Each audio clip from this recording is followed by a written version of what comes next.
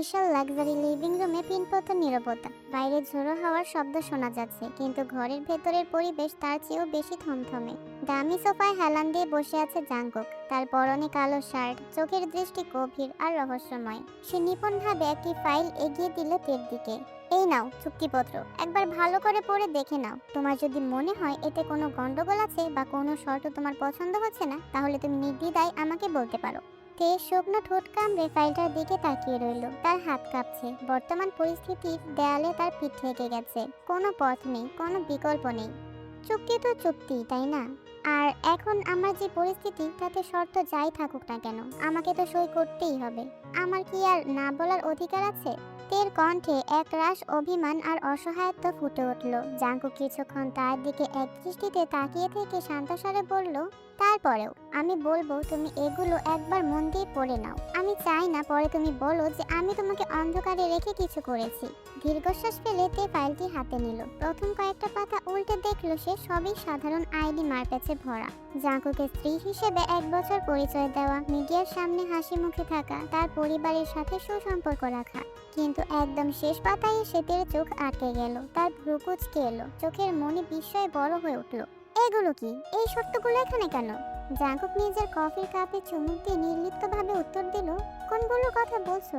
চুক্তি অনুযায়ী 1 বছর আপনার সাথে আমার বিয়ে হচ্ছে। আমাকে আপনার সাথে হ্যাপি কাপলের একটা নিখুঁত অ্যাক্টিং করতে হবে। সেগুলোতে আমার আপত্তি নেই, আমি রাজি। কিন্তু এই শেষের দুটো শর্ত। 1 বছর পর তো আপনার রাস্তা আলাদা হবে আর আমার রাস্তা আলাদা। আমরা তো একে অপরের অপরিচিত হয়ে যাব। তাহলে 1 বছর পর আমার ব্যক্তিগত জীবন নিয়ে কেন এসব শর্ত লেখা হয়েছে?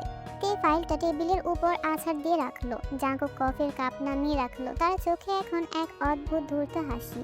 জীবন সবসময় আমাদের পরিকল্পনা মতো চলে না তে। আমি শুধু নিশ্চিত করছি যে এই চুক্তি শেষ হওয়ার পরেও যেন আমার সম্মান কোনোভাবে ক্ষুণ্ণ না হয়। সম্মান নাকি নিয়ন্ত্রণ? আপনি তো স্পষ্ট এখানে লিখে রেখেছেন যে এই চুক্তি শেষ হওয়ার পর আমি কার সাথে দেখা করব বা কাকে বিয়ে করব সেখানেও আপনার অনুমতি লাগবে। এটা কি চুক্তি, নাকি আমাকে সারা জীবনের জন্য কিনে নেওয়ার দলিল? জাঙ্কুক ধীরে ধীরে সোফা থেকে উঠে তের দিকে এগিয়ে এলো। তার শীতল দৃষ্টি তেকে স্তব্ধ করে দিল। শর্তগুলো কঠিন মনে হতে পারে, কিন্তু বর্তমান পরিস্থিতিতে এটাই তোমার একমাত্র বাঁচার পথ। এখন সিদ্ধান্ত তোমার। সই করবে নাকি হার মেনে নেবে? তের কপালে চিন্তার ভাঁজ আরো স্পষ্ট হলো। সে কাপা আঙুলে চুক্তির একই নির্দিষ্ট অনুচ্ছেদ নির্দেশ করে জাঙ্কুকের চোখের দিকে তাকালো।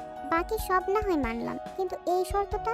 এখানে লেখা আছে আপনার সাথে আমাকে একই ঘরে থাকতে হবে, এমনকি প্রয়োজনে আপনার সাথে আমায় ঘনিষ্ঠ হতে হবে। এটা কি একটু বেশি হয়ে যাচ্ছে না? আমরা তো আর ভালোবেসে বিয়েটা করছি না, আর না এটা সারা জীবনের কোনো সম্পর্ক। তাহলে এই শরীরী সান্নিধ্যের শর্ত কেন? জাঙ্কুক একটা বাঁকা হাসি হাসলো। সে ধীরে ধীরে তের দিকে এক পা করে এগিয়ে এলো। তার দীর্ঘ ছায়া তের উপর আছড়ে পড়লো। তার মানে তুমি কি বলতে চাও? 1 বছর আমরা স্বামী স্ত্রী পরিচয়ে একই ঘরে থাকবো, আর আমাদের মধ্যে এসব কিছুই হবে না? এটা কি আদৌ সম্ভব বলে তোমার মনে হয়? দেখো তে, আমি নিজেকে খুব ভালো মানুষ দাবি করি না। আমি একজন সুস্থ পুরুষ। আমার স্ত্রী আমার চোখের সামনে থাকবে, আমরা একই বিছানা শেয়ার করব, অথচ আমি তাকে স্পর্শ করব না। এতটা ভালো মানুষ হওয়ার অভিনয় আমার পক্ষে সম্ভব নয়। এটা একটা কন্ট্রাক্ট ম্যারেজ, আমি জানি, তবে ধরে নাও এটা কন্ট্রাক্ট উইথ বেনিফিট। জাঙ্কুকের সোজাসাপটা কথাগুলো তের কানে তপ্ত সীসার মতো লাগলো। সে কিছু বলতে চাইলো, কিন্তু জাঙ্কুক তাকে থামিয়ে দিয়ে আরো যোগ করলো, চুক্তির শেষ পাতাটা ভালো করে দেখো। সেখানে লেখা আছে যদি এই 1 বছরের মধ্যে আমার মনে হয় যে আমরা সারা জীবন একসাথে কাটাতে পারবো, তবে আমি নিজেই এই চুক্তি ছিঁড়ে ফেলবো এবং আমাদের এই সম্পর্কটা বৈধ রূপ পাবে। কিন্তু সেটা তো অসম্ভব। আমাদের মধ্যে কোনো ভালোবাসার সম্পর্ক নেই, কোনো টান নেই। সেলফ একটা কাগজের টুকরো আমাদেরকে এক করে রাখতে পারবে না। আর এই শারীরিক সম্পর্কের যে কথা বললেন, যদি 1 বছর পর আমাদের ডিভোর্স হয়ে যায়, তার মধ্যেই যদি আমি প্রেগনেন্ট হয়ে যাই, তখন আমার আর সেই অনাগত সন্তানের কি হবে? আপনি কি ভেবে দেখেছেন? জাঙ্কুক এবার বেশ শান্ত হয়ে গেল। তার কণ্ঠে এক অদ্ভুত দৃঢ়তা। চিন্তা করো না, তেমন কিছু হলে তার সমস্ত দায়িত্ব আমি নেব। আমাদের ডিভোর্স হয়ে গেলেও তোমার এবং সেই সন্তানের সারা জীবনের ভরণ পোষণের দায়িত্ব আমার থাকবে। তোমাদের কোনো অভাব আমি হতে দেব না। আমি টাকা বা আয়েশি জীবন চাই না জাঙ্কুক। আমি একটা সুস্থ স্বাভাবিক জীবন চাই, যেখানে লোকলজ্জার ভয় থাকবে না। জাঙ্কুক টের খুব কাছে এসে দাঁড়ালো। তার গভীর চোখের চাহনি তেকে কিছুটা বিচলিত করে তুলল। সে মৃদু স্বরে বলল, যদি সত্যি একটা সুস্থ আর স্বাভাবিক পরিবার চাও, তাহলে বিয়ের পর তোমায় চেষ্টা করতে হবে আমার মন জয় করার। আমার মন জয় করতে পারলে এই চুক্তি কোনোদিন বাস্তব রূপ নেবে না, আর তোমাকে বিচ্ছেদের কথা ভাবতেও হবে না। সে শেষ চেষ্টা হিসেবে জাঙ্কুকের দিকে করুণ দৃষ্টিতে তাকালো। তার আত্মসম্মান তাকে বারবার বাধা দিচ্ছিল। দয়া করে আমার কথাটি বোঝার চেষ্টা করুন। আমি টাকাটা ধার হিসেবে নিতে চাই। আমি কথা দিচ্ছি, কঠোর পরিশ্রম করে আমি আপনার প্রতিটি পয়সা সুদে আসলে মিটিয়ে দেব। আমাকে এই চুক্তির জালে জড়াবেন না। জাঙ্কুক চেয়ার ছেড়ে উঠে জানালার দিকে গিয়ে দাঁড়ালো। বাইরের অন্ধকার আকাশের দিকে তাকিয়ে সে দৃঢ় কণ্ঠে জবাব দিল, আমি কোনো মানি লেন্ডার নইতে। আমি ধার দেওয়ার ব্যবসা করি না। আমার সোজা কথা, তুমি যদি আমায় বিয়ে করো, তবেই তোমার পুরো পরিবারের দায়িত্ব আমার। তোমার বাবার উন্নত চিকিৎসা থেকে শুরু করে তোমাদের অ্যাপার্টমেন্টের বকেয়া ভাড়া সব আমি এক নিমিষে মিটিয়ে দেব। বিনিময়ে আমাকে শুধু 1 বছর সময় দিতে হবে। সিদ্ধান্ত তোমার। সে বুঝতে পারলো জাঙ্কুকের জেদের কাছে তার অনুরোধ বৃথা। সে গভীর এক দীর্ঘশ্বাস ফেলে কলমটা হাতে নিল। তবে সই করার আগে সে নিজের শেষ শর্তটি উচ্চারণ করলো, ঠিক আছে, আমি সই করছি, তবে আমারও একটি শর্ত আছে। চুক্তিপত্রে পরিষ্কার লেখা থাকতে হবে যে আমার অনুমতি ছাড়া আপনি আমার সাথে কোনো শারীরিক সম্পর্ক করতে পারবেন না। আমার শরীর এবং আমার ইচ্ছা, এই দুটোর উপর নিয়ন্ত্রণ আমারই থাকবে। জাঙ্কুক তের দিকে ঘুরে তাকালো। তার চোখে এক মুহূর্তের জন্য বিস্ময় খেলে গেলেও সে ঠোঁটের কোণে মৃদু হাসলো। মঞ্জুর, তোমার অমতে আমি তোমাকে স্পর্শও করব না। আমি জোর করে কারো শরীর পাওয়ার চেয়ে মন জেতাই বেশি বিশ্বাসী। তে কাঁপা কাঁপা হাতে চুক্তিপত্রে সই করে দিল। 1 বছরের জন্য তার স্বাধীনতা বিক্রি হয়ে গেল এক অদৃশ্য মায়াজালে। বাসায় ফিরে আসতেই বুকের ভেতরটা হু হু করে উঠল তের। তার অসুস্থ বাবা আর এম বিছানায় শুয়েছিলেন। তাকে দেখে তে নিজের চোখের পানি আড়াল করে হাসার চেষ্টা করলো। ব্যাগ গুছিয়ে নিয়ে সে তার বাবার পাশে এসে বসলো। বাবা, আমাকে আজকেই চলে যেতে হবে। জাঙ্কুক সাহেবের ওখানে আমার থাকার ব্যবস্থা হয়েছে। তুমি নিজের জন্য একদম চিন্তা করো না। আমি নার্সকে সব বুঝিয়ে বলে দিয়েছি। সে সময় মতো তোমার ঔষধ আর খাবার দিয়ে যাবে। আর এম মেয়ের হাতটা নিজের হাতের মুঠোয় নিলেন। তার চোখে অপরাধ বোধের জল। আমার জন্য তোকে এরকম একটা অনিশ্চিত জীবনে যেতে হচ্ছে, তাই না রে মা? আমি যদি আজ সুস্থ থাকতাম, তবে তোকে এভাবে পরের বাড়িতে পাঠিয়ে দিতে হতো না। তে আর এম এর হাতটা আলতো করে ধরলো। তার কণ্ঠস্বর ছিল শান্ত ও দৃঢ়। বাবা, এসব কথা একদম বলবে না। তুমি আমাদের জন্য সারা জীবন অনেক করেছো। এখন আমাদের ফেরার পালা।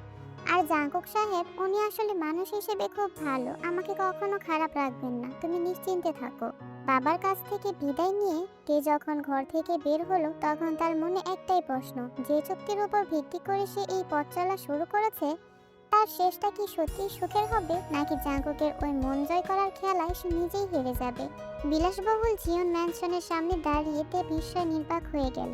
এত বড় আর রাজকীয় বাড়ি সে আগে কখনো দেখেনি। প্রধান ফটক দিয়ে ভেতরে প্রবেশ করতেই জাঙ্কুক তাকে স্বাগত জানালো। তার মুখে এক বিজয়ী হাসি। ওয়েলকাম মিসেস জিয়ন, আমি তোমার জন্য অপেক্ষা করছিলাম। তে বাড়ির চারপাশটা একবার দেখে নিল। এত বড় বাড়ি, কিন্তু কোথাও কোনো কাজের লোক বা প্রহরীর দেখা নেই। সে অবাক হয়ে জিজ্ঞেস করলো, বাড়িটা এত খালি কেন? আর কেউ নেই এখানে? আমি চাই না আমাদের ব্যক্তিগত মুহূর্তের মাঝখানে তৃতীয় কোনো ব্যক্তি আসুক। এখানে আমরা দুজনেই থাকবো। এরপর জাঙ্কুক থেকে তাদের শোবার ঘরে নিয়ে গেল। ঘরটি বিশাল হলেও সাজসজ্জা খুব সাধারণ, যা দেখে তে কিছুটা অবাক হলো। রুমে ঢোকার পর জাঙ্কুক আলমারি থেকে কিছু পোশাক বের করে দিল। এই নাও তোমার পোশাক, জলদি পাল্টে নাও, আমরা ডিনার করব। তে ইতস্তত করে বলল, আপনি কি একটু বাইরে যাবেন? আমি ড্রেস চেঞ্জ করব। একদম না, আমি এই ঘর থেকে কোথাও যাচ্ছি না। তবে হ্যাঁ, আমি পেছন ফিরে দাঁড়াচ্ছি। আমি 100 পর্যন্ত গুনবো, তার মধ্যে তোমাকে জামা পাল্টে নিতে হবে, নয়তো আমি কিন্তু ঘুরে তাকাবো। জাঙ্কুক পেছন ফিরে গুনতে শুরু করলো। তে তড়িঘড়ি করে কাপড় পাল্টে নিল। ঠিক 100 গোনার আগে সে তৈরি হয়ে গেল। জাঙ্কুক যখন ঘুরে তাকালো, নীল সিল্কের পোশাকে তেকে দেখে তার চোখের দৃষ্টি গভীর হয়ে উঠলো। সে তের খুব কাছে এসে তার কোমরে হাত রাখলো। তুমি এতটা হট কেন? তোমাকে দেখলেই আমার জুনিয়র জাঙ্কুক দাঁড়িয়ে যায়। তে লজ্জায় আর রাগে লাল হয়ে তার বুকে ধাক্কা দিয়ে সরিয়ে দিল। চুপ থাকুন অসভ্য পুরুষ, লজ্জা করেন এসব কথা বলতে? জাঙ্কুক হো হো করে হেসে উঠল এবং তাকে নিয়ে ডাইনিং টেবিলের দিকে এগিয়ে গেল। রাতের খাবার শেষে তারা রুমে ফিরে এলো।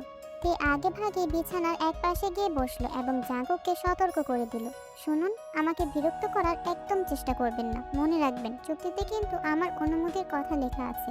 জাঙ্কুক কোনো উত্তর না দিয়ে নিজের শার্টের বোতামগুলো খুলতে শুরু করলো। শার্ট খুলে সে তের ঠিক পাশেই শুয়ে পড়লো। তার পেশিবহুল অনাবৃত শরীরের উষ্ণতাতে অনুভব করতে পারছিল। জাঙ্কুক তের ঘাড়ের খুব কাছে মুখ নিয়ে এলো। তার তপ্ত নিঃশ্বাস তের ত্বকে কাঁটা দিয়ে উঠল। তোমার পারফিউমের ঘ্রাণটা খুব নিঃস্বার্থ তে। জাঙ্কুক পেছন থেকে তের ঘাড়ের কাছে নিজের নাক ডুবিয়ে দিল এবং গভীর আবেশে নিঃশ্বাস নিতে থাকলো। তের শরীর কাঁপছিল, এক অদ্ভুত অস্বস্তি তাকে ঘিরে ধরলো। কিন্তু জাঙ্কুক যখন আলতো করে তের ঘাড়ের উপর একটি ভেজা চুমু খেলো, তখন তের সমস্ত প্রতিবাদ যেন মিলিয়ে যেতে শুরু করলো। এক অজানা ভালো লাগা তার পুরো শরীরে শিহরণ জাগিয়ে তুলল। সে চোখ বন্ধ করে সেই অনুভূতিতে হারিয়ে যেতে চাইল। জাঙ্কুকের ঠোঁটের স্পর্শ আর তপ্ত নিঃশ্বাস তের সমস্ত শরীরে এক বিদ্যুৎ তরঙ্গ খেলে দিচ্ছিল। জাঙ্কুক যখন তের ঘাড়ের নরম অংশে নিজের আধরের চাপ বাড়ালো, তে নিজেকে ধরে রাখতে পারছিল না। কি করছো জাঙ্কুক? থামো প্লিজ তে, আমি নিজেকে আর কন্ট্রোল করতে পারছি না। তোমার এই ঘ্রাণ আমাকে পাগল করে দিচ্ছে। একটু আদর করতে দাও, আমি খুব বেশি দূর যাব না, কথা দিচ্ছি। না না, এটা ঠিক হচ্ছে না, প্লিজ তে, একটুখানি, শুধু একটুখানি। তে আর কোনো প্রতিবাদ করতে পারলো না। তার নীরবতাকে সম্মতির লক্ষণ হিসেবে ধরে নিল জাঙ্কুক। সে আলতো করে তের মুখটা নিজের দিকে ঘুরিয়ে আনলো। এক মুহূর্তের জন্য দুজনের চোখের মনি স্থির হয়ে রইল, আর তারপরের মুহূর্তেই তাদের ঠোঁট একে অপরকে খুঁজে নিল। জাঙ্কুক গভীর আবেগে তের ওষ্ঠদর নিজের দখলে নিয়ে নিল। তার এক হাতের শরীরের ভাঁজে ভাঁজে বিচরণ করতে শুরু করলো। ব্লেজারের এক তীব্র অনুভূতিতে তের চোখের কোণ দিয়ে নোনা জল গড়িয়ে পড়ল। এটা কি শুধুই শরীরের টান নাকি অন্য কিছু, সে বুঝতে পারছিল না। আর না জাঙ্কুক। জাঙ্কুক প্রায় 20 মিনিট পর তের ঠোঁট ছাড়লো। দুজনেরই শ্বাস প্রশ্বাস তখন উত্তপ্ত। জাঙ্কুক এবার তের শার্টের বোতামগুলো এক এক করে খুলতে শুরু করলো। প্রতিটি বোতাম খোলার সাথে সাথে সে তের অনাবৃত ত্বকে নিজের উষ্ণ চুম্বনের ছাপ এঁকে দিচ্ছিল। শার্টটি সম্পূর্ণ আলগা হয়ে যেতেই জাঙ্কুক আর নিজেকে ধরে রাখতে পারল না। সে তের শরীরের সবচেয়ে সংবেদনশীল অংশে নিজের মুখ ডুবিয়ে দিল। তার প্রতিটি অংশে ছিল ক্ষুধার্ত তৃষ্ণা আর এক অদ্ভুত অধিকার বোধ। এত স্বাদ কেন? I love it. জাঙ্কুক! সকালের নরম রোদ জানালার পর্দা ভেদ করে ঘরে এসে পড়েছে। জাঙ্কুকের যখন ঘুম ভাঙলো, সে দেখল সে এখনো তের শরীরের সাথে লেপ্টে আছে, ঠিক যেভাবে রাতে ঘুমিয়েছিল। নিজের অবস্থান বুঝতে পেরে জাঙ্কুকের ঠোঁটে এক চিলতে হাসি ফুটে উঠল। সে খুব সন্তর্পণে তের টি শার্টের বোতামগুলো ঠিক করে দিল এবং তার চুলে আলতো করে হাত বুলিয়ে ডাকলো, তে, এই তে, ওঠো, অনেক সকাল হয়ে গেছে। তে যখন চোখ খুললো, তার গত রাতের সব স্মৃতি এক নিমিষে মনে পড়ে গেল। জাঙ্কুকের চোখের দিকে তাকাতেই লজ্জায় তার গাল দুটো লাল হয়ে উঠল। সে কোনো মতে জাঙ্কুকের দিক থেকে মুখ ফিরিয়ে দ্রুত বিছানা ছাড়লো। আমি ফ্রেশ হতে যাচ্ছি। লজ্জার চোটে তে এতটাই অস্থির ছিল যে বাথরুমে যাওয়ার সময় নিজের সাথে করে কাপড় নিতেই ভুলে গেল। এদিকে জাঙ্কুক সব বুঝতে পেরেও রুম থেকে বের হলো না। সে বেশ আয়েশ করে বিছানায় বসে রইল, কারণ সে জানতো একটু পরেই তে বিপাকে পড়বে। খানিকক্ষণ পর বাথরুমের দরজা একটুখানি খুলে তে উকি দিল। জাঙ্কুককে এখনো রুমে বসে থাকতে দেখে সে অবাক হলো। আপনি এখনো যাননি? আমি ড্রেস নিতে ভুলে গেছি, দয়া করে একটু বাইরে যান। কেন যাব? এটা আমারও ঘর। তাছাড়া কাল রাতে যা দেখার সব তো দেখিয়ে ফেলেছি। এখন টাওয়াল পরলে এমন কি আর হবে? চলে এসো। তে আর কতক্ষণই বা বাথরুমে আটকে থাকবে। বাধ্য হয়ে সে শরীরে টাওয়াল জড়িয়ে খুব সাবধানে আলমারির দিকে এগিয়ে গেল। তার ফর্সা কাঁধ আর ভিজে চুলের উপর পানির বিন্দুগুলো মুক্তোর মতো চিকচিক করছিল। জাঙ্কুক এক দৃষ্টিতে তার দিকে তাকিয়ে থেকে শয়তানি হাসি হাসলো। উফ, সো হট। মন চায় সারাদিন ওভাবেই মুখে নিয়ে থাকি। তের হাত থেকে ড্রেসটা প্রায় পরেই যাচ্ছিল। সে অবিশ্বাস্য দৃষ্টিতে জাঙ্কুকের দিকে তাকালো। কি কি কি বললেন আপনি? বলছিলাম তোমার ওই ববস দুটোর কথা। কাল রাতের পর থেকে ওগুলো যেন আমার নেশা হয়ে গেছে। তে রাগে আর অপমানে ড্রেসটা নিজের বুকের কাছে চেপে ধরলো। ছি, আপনি আসলে একটা চরম অসভ্য পুরুষ। এক মুহূর্তের জন্য কি আপনার মাথা থেকে এসব নোংরা চিন্তা বের হয় না? জাঙ্কুক হো হো করে হেসে বিছানা থেকে নামলো। তের পাশ দিয়ে যাওয়ার সময় তার কানে ফিসফিস করে বলল, অসভ্য না হলে কি আর তোমাকে এত আদর করতে পারতাম? তাড়াতাড়ি তৈরি হয়ে নাও, নিচে তোমার জন্য নাস্তা অপেক্ষা করছে। তে গাল ফুলিয়ে দাঁড়িয়ে রইল। আর জাঙ্কুক শীষ দিতে দিতে রুম থেকে বেরিয়ে গেল। দেখতে দেখতে একটি মাস কেটে গেছে। এই এক মাসে জাঙ্কুকের শাসনে আর আদরে তে নিজেকে এক অদ্ভুত মায়ের জালে জড়িয়ে ফেলেছে। কিন্তু আজকের সকালটা ছিল অন্যরকম। তে ড্রয়িং রুমের দিকে আসতেই লাইব্রেরি ঘর থেকে জাঙ্কুকের কণ্ঠস্বর শুনতে পেল। সে তার বন্ধু সুগার সাথে কলে কথা বলছিল। জানিস সুগা, তেকে পাওয়ার জন্য আমাকে এই কন্ট্রাক্ট ম্যারেজের নাটকটা করতে হয়েছে। আমি জানতাম ও স্বাভাবিকভাবে আমাকে ধরা দেবে না। ওর বাবার অসুস্থতার সুযোগ নেওয়া ছাড়া আমার কাছে আর কোনো উপায় ছিল না। আমি ওকে হারানোর ভয়ে কুৎসিত এই মিথ্যার আশ্রয় নিয়েছি। তের পায়ের তলা থেকে যেন মাটি সরে গেল। এতদিনের বিশ্বাস আর ভালোবাসার ভিত্তিটা এভাবে ধসে পড়বে সে ভাবতেও পারেনি। সে ধীর পায়ে ঘরের ভেতরে গিয়ে দাঁড়ালো। তার চোখ ভেজা, কিন্তু দৃষ্টিতে অগ্নি নির্বাপক রাগ। আপনি আমাকে এভাবে ঠকালেন মিস্টার জিওন। আমার বাবার জীবন মরণ নিয়ে খেলা করে আপনি নিজের স্বার্থ হাসিল করলেন। জাঙ্কুক ফোনটা রেখে দ্রুত তের সামনে এসে দাঁড়ালো। তার চোখে অপরাধ বোধ স্পষ্ট। তে, আমার কথা শোনো। আমি তোমাকে অনেক আগে থেকেই ভালোবাসি। মনে আছে সেই জেইকে নামের ছেলেটার কথা, যে তোমাকে ফোন করে বারবার প্রপোজ করতো? তুমি তাকে ঘৃণা ভরে প্রত্যাখ্যান করেছিলে। আমি বুঝতে পেরেছিলাম তুমি ধনী ছেলেদের পছন্দ করো না। তাই তোমাকে পাওয়ার জন্য এই চুক্তির নাটক করতে আমি বাধ্য হয়েছি। জাঙ্কুককে দু হাত চেপে ধরলো। তার কণ্ঠস্বর কাঁপছিল। আমি ভুল করেছি রে, আমি অপরাধী। কিন্তু আমার ভালোবাসা কোনো মিথ্যা ছিল না। আমি শুধু তোমাকে নিজের কাছে আগলে রাখতে চেয়েছিলাম। তে কিছুক্ষণ চুপ করে জাঙ্কুকের চোখের দিকে তাকিয়ে রইল। সে অনুভব করলো এই মানুষটি তাকে পাওয়ার জন্য কতটা মরিয়া ছিল। গত এক মাসে জাঙ্কুকের প্রতিটি স্পর্শ, প্রতিটি যত্ন ছিল আগলে রাখার। রাগ আর অভিমান ছাপিয়ে তের মনেও ভালোবাসার জোয়ার এলো। আমাকে কি ক্ষমা করে দেওয়া যায় না তে? আমি তোমাকে ছাড়া বাঁচতে পারবো না। তে একটা দীর্ঘশ্বাস ফেলে জাঙ্কুকের বুকে মাথা রাখলো। তার দু হাত দিয়ে জাঙ্কুককে শক্ত করে জড়িয়ে ধরলো। ক্ষমা করে দিয়েছি, কারণ আপনার এই পাগলামিটার পেছনে যে ভালোবাসা ছিল তা আমি অনুভব করতে পেরেছি। আমি আপনাকে সত্যি অনেক ভালোবেসে ফেলেছি জাঙ্কুক। জাঙ্কুকের চোখে আনন্দের পানি চিকচিক করে উঠল। সে তের কপালে গভীর এক চুমু দিয়ে তাকে কোলে তুলে নিল। তের দিকে নেশাক্ত চোখে তাকিয়ে সে ফিসফিস করে বলল, চলো জান, আজ এই ভালোবাসার পূর্ণতা দেই। অনেক তো হলো লুকোচুরি আর নাটক। আজ আমাকে তোমার মনের আর শরীরের কাছে আসার পূর্ণ অনুমতি দাও। তে লজ্জায় মুখ লুকালো জাঙ্কুকের বুকে। জাঙ্কুক তের কোমরে দু হাত দিয়ে তাকে আরো নিবিড়ভাবে নিজের শরীরের সাথে মিশিয়ে নিল। তার প্রতিটি স্পর্শে ছিল অধিকার বোধ আর তীব্র তৃষ্ণা। জাঙ্কুক যখন তের ঘাড়ের ওপর নিজের দাঁত বসিয়ে দিল, তে ব্যথায় আর সুখে এক অদ্ভুত চিৎকার করে উঠল। আহ কুকি, লাগছে তো, একটু আস্তে করো। আজ কোনো দয়া নেই তে। আজ আমি তোমাকে নিজের করে নেব, একদম নিজের মতো করে। সারা রাত শুধু তোমার আর আমার। জাঙ্কুক তের শরীরের ওপর থেকে শেষ বাধাটুকুও সরিয়ে দিল। তের দুধিয়ালতা শরীরের উপর জাঙ্কুকের চোখের দৃষ্টি যেন আগুন ধরিয়ে দিচ্ছিল। সে আর এক মুহূর্ত দেরি না করে তের সুডৌল বক্সে নিজের মুখ ডুবিয়ে দিল। তার ক্ষুধার্ত ঠোঁট আর জিহ্বা তের শরীরের প্রতিটি ভাঁজে বিচরণ করতে লাগলো। ড্যাডি, আরো জোরে। গড। তে আর নিজেকে সামলাতে পারছিল না। জাঙ্কুকের বুনো আদরে সে বিছানার চাদর খামচে ধরলো। তার পা দুটো বিছানায় ছটফট করতে লাগলো। জাঙ্কুক যখন তের নিপলে দাঁত বসিয়ে দিয়ে কামড় দিল এবং দু হাতে সেগুলোকে টিপতে শুরু করলো, তখন তে হিতাহিত জ্ঞান লোপ পেল। আনন্দের এক চরম শিখরে পৌঁছে সে জাঙ্কুকের চুলে হাত গলিয়ে তাকে আরো জোরে নিজের বুকের সাথে চেপে ধরলো। আরো আদর লাগবে জাঙ্কুক, প্লিজ জাঙ্কুক, দেরি করো না, তাড়াতাড়ি শুরু করো। আমি সহ্য করতে পারছি না জাঙ্কুক। জাঙ্কুক তের উত্তপ্ত শরীর আর তার আকুতি দেখে এক পৈশাচিক আনন্দ পেল। সে তের কানের কাছে মুখ নিয়ে এলো। তার তপ্ত নিঃশ্বাস তের শরীর জ্বালিয়ে দিচ্ছিল। এত তাড়া কিসের জান? আজ রাতটা অনেক লম্বা। আমি তোমাকে তিলে তিলে আস্বাদন করব। তুমি আজ চাইলেও আমার থেকে মুক্তি পাবে না।